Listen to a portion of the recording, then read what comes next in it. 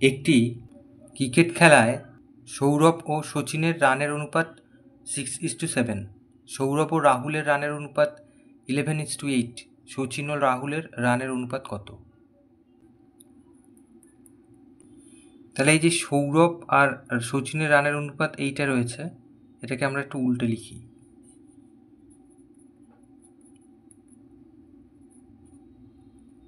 লিখি যে শচীন ও সৌরভের রানের অনুপাত 6:7 আছে, তাহলে এটা 7:6 করে দিলাম। এর নিচে লিখি সৌরভ ও রাহুলের রানের অনুপাত, যা আছে তাই 11:8। তাহলে এখানে হচ্ছে শেষে আছে সৌরভ আর এখানে ফার্স্টে আছে সৌরভ, তাহলে এখানে শেষে আছে 6 আর এখানে ফার্স্টে আছে 11।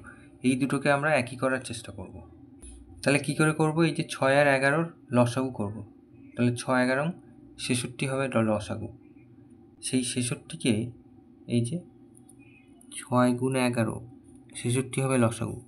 এই 66কে একবার আমরা এই 6 দিয়ে ভাগ করব, তাহলে হবে 11, আর একবার 66কে 11 দিয়ে ভাগ করব, তাহলে হবে 6। তাহলে এই প্রথম অনুপাতটাকে আমরা গুণ করব হচ্ছে 11 দিয়ে।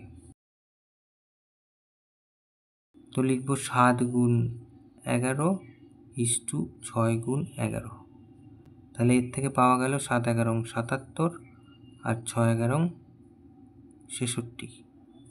আর এই অনুপাতটার সাথে 6 গুণ করব। তাহলে সমান সমান দিয়ে নিচে লিখছি 11 × 6 আর 8 × 6, তার মানে 6 11 66 আর 6 48। তাহলে শচীন = সৌরভ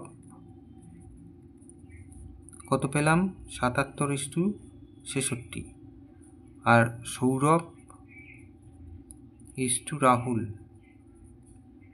এটা পেলাম 66:48। তাহলে এই যে দেখতে পাচ্ছি আমরা সৌরভ 66, এখানেও নিচেও 66, তাহলে দুটো সমান হয়ে গেছে। তাহলে আমরা এখান থেকে লিখতে পারি শচীন = সৌরভ রাহুল সমান সমান 77:66:48। তাহলে আমাদের প্রশ্নে কি জিজ্ঞেস করেছে? শচীন ও রাহুলের রানের অনুপাত কত? তাহলে এখান থেকে আমরা এই যে শচীন আর রাহুল বলে দেবো, অর্থাৎ 77:48। তাহলে অতএব শচীন ও রাহুলের রানের অনুপাত সমান সমান 77:48। এইটা উত্তর।